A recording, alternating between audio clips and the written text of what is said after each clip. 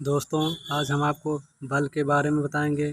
आखिर बल होता क्या है, बल को कितने भागों में विभाजित किया गया है तथा बल क्या है। तो बल वह बाह्य कारक है जो किसी वस्तु के विराम अथवा गति की अवस्था में परिवर्तन कर दे या परिवर्तन करने का प्रयत्न करता है, बल कहलाता है। सामान्य भाषा में बल एक खिंचाव है, खिंचाव या धक्का है।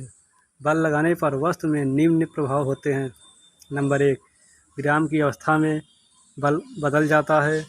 गति की पिंड का वेग घट या बढ़ जाता है, दिशा बदल जाती है तथा इसका रूप अथवा आकार दोनों बदल जाता है। बल एक सदिश राशि है, इसे एफ से प्रदर्शित करते हैं। इसका एसआई मात्रक ग्राम मीटर प्रति सेकंड, इसे न्यूटन भी कहते हैं तथा सीजीएस में डाइन होता है।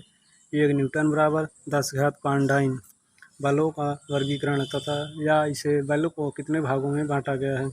तो बल को 3 भागों में बांटा गया है। नंबर 1, संपर्क बल, कॉन्टैक्ट फोर्स है। दूसरा, असंपर्क बल, नॉन कॉन्टैक्ट फोर्स है। तीसरा, अनुवर्ती बल। पहला है संपर्क बल। वे बल जो वस्तु के संपर्क में आकर कार्य करते हैं संपर्क बल कहलाते हैं।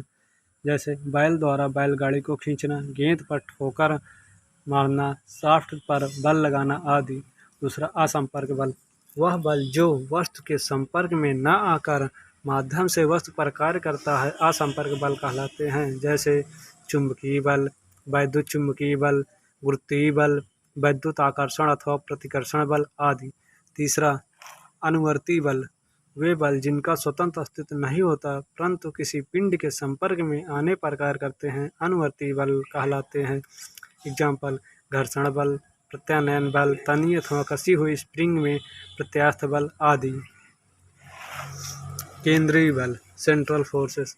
किसी स्थिर पिंड की ओर अथवा दूर की ओर लगने वाले बल को केंद्रीय बल कहते हैं। एग्जाम्पल, दो द्रव्यमान कणों के मध्य लगने वाले गुरुत्वाकर्षण बल, इसे न्यूटन का गुरुत्वाकर्षण नियम भी कहते हैं। दूसरा, स्थिर आवेशों के मध्य लगने वाला वैद्युत आकर्षण या प्रतिकर्षण बल, इसे कूलाम का नियम भी कहते हैं। नोट: केंद्रीय बल का कोणीय संवेग नियत संरक्षित रहता है।